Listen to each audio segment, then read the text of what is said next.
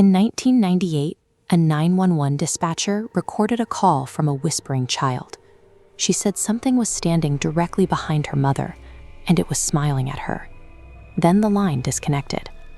Police arrived 12 minutes later to find the mother sitting alone, frozen with wide eyes. Written on the wall behind her in black ink were the words, "She finally let me in." We often think of hauntings as ghosts trying to reclaim a territory. The Belmare incident suggests a different behavior, a mimic that cannot occupy a space unless the residents provide a specific invitation. By mapping the specific events on Belmare Road, we can identify the traits of a mimic before it secures that invitation. This matrix helps distinguish common environmental anomalies from a predatory pattern. This is an exceptionally dangerous threat because it exploits the most basic human instincts. It uses your own empathy and your trust in your senses to bypass your defenses. The process began when Daniel Carter purchased an isolated farmhouse for half its market value. He overlooked the property's history, moving his family into a home that had remained vacant for decades. On their first night, every clock stopped at 3:13 a.m., followed by heavy knocks from inside the walls.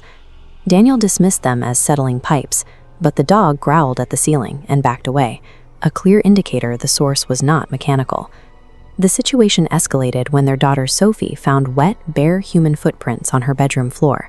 They led directly from her closet to the side of her bed, stopping at her pillow. Rationalizing these events as mundane house noises is a common mistake.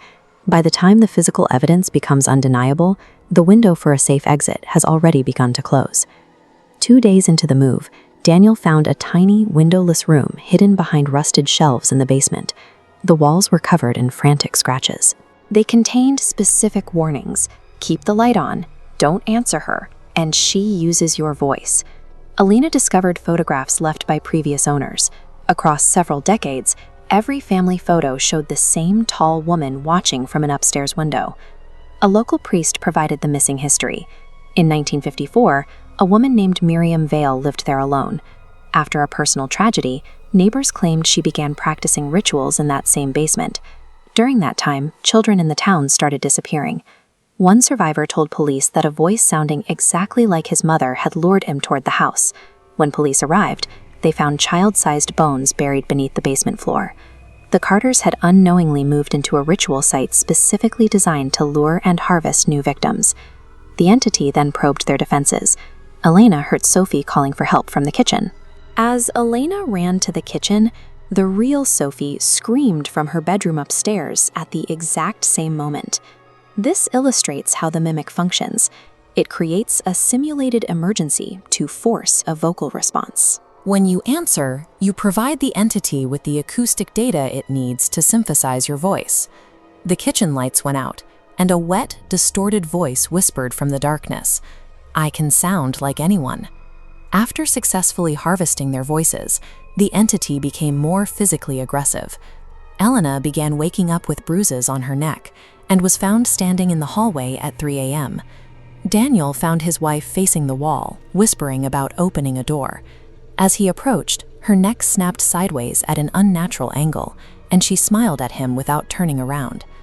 Responding to a phantom cry provides the mimic with its most powerful weapon. It creates a perfect auditory copy of a loved one to use against you. Daniel attempted to gather evidence by placing a tape recorder in Sophie's room overnight. At 3:13 a.m., the tape captured a woman's voice asking, "May I come closer?" Sophie, speaking in her sleep, answered, "Okay." The recording immediately dissolved into violent static and the sound of furniture being thrown.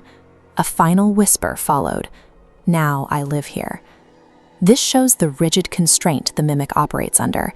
It cannot fully manifest its power until it receives verbal consent. Even an answer given in sleep is enough to bridge the gap. When the priest finally entered the basement, he found a second chamber hidden deeper underground. It contained animal bones and a rocking chair that moved on its own. Once the entity secures that initial invitation, it begins physically altering the environment. Sophie's simple agreement had changed the house into a trap they could no longer escape. On the final night, the house itself turned hostile. The walls shook, the windows shattered, and Sophie vanished into the structure of the building. The parents followed her screams into the underground chamber. They found Sophie in the rocking chair, her eyes entirely black. Through the child's mouth, the entity explained it required a mother's permission to complete the transition. As Elena stood in the red light of the chamber, the charred figure of Miriam Vale emerged from the darkness directly behind her. The entity used Sophie's voice one last time, pleading for help. Elena, overwhelmed by the sound of her daughter, answered. Elena's choice to prioritize her instinct over the evidence of her eyes was the final invitation. The mimic had what it needed. Police found the farmhouse completely empty. No signs of a struggle, no bodies, and no trace of the family. The only item remaining was the tape recorder. It was still running on the dining table.